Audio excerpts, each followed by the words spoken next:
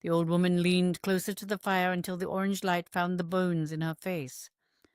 Outside, the wind worried at the shutters like thin fingers.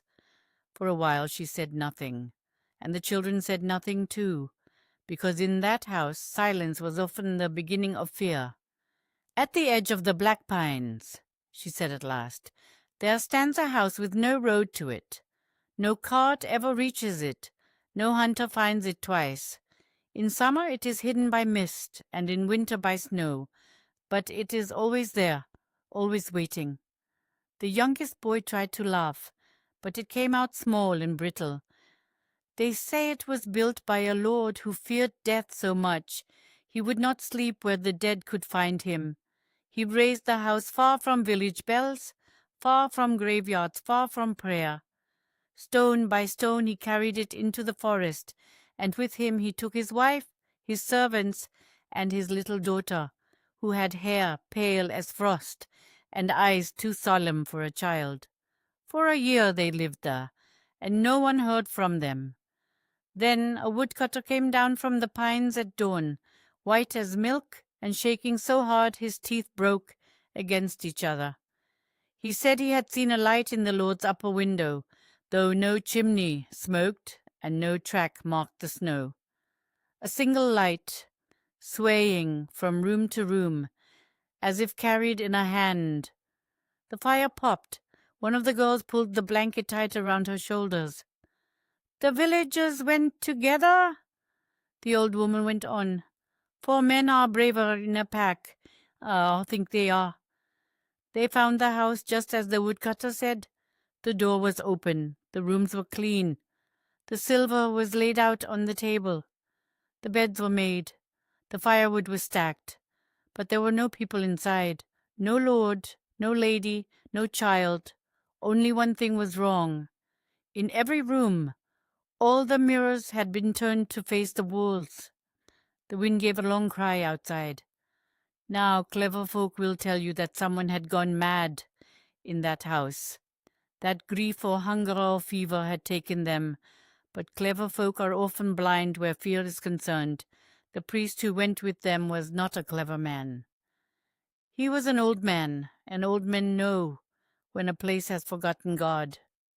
He took one mirror in both hands and turned it back around. And there, in the glass, he saw the little girl standing behind him. But when he spun round, there was no one there. Nobody moved. The priest began to pray. The others began to run. He did not finish.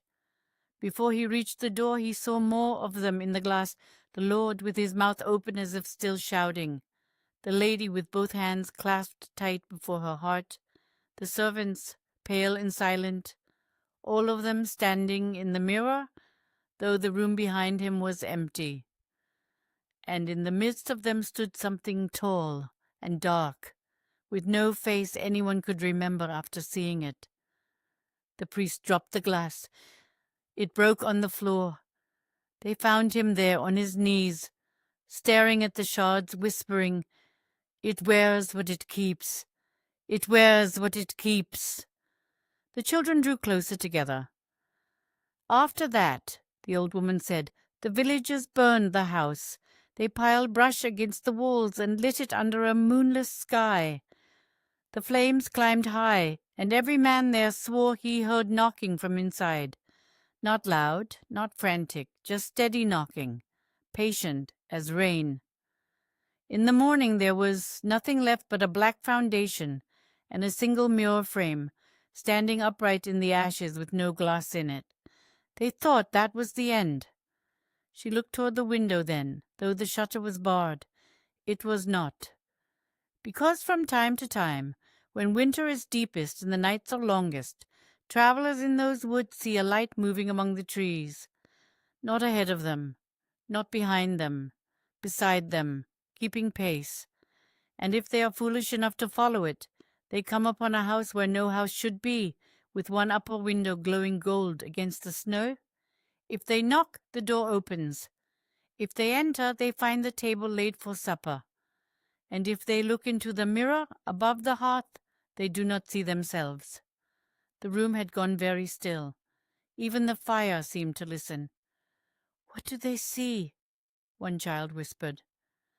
The old woman's eyes lifted slowly to his. "Whoever the house is missing."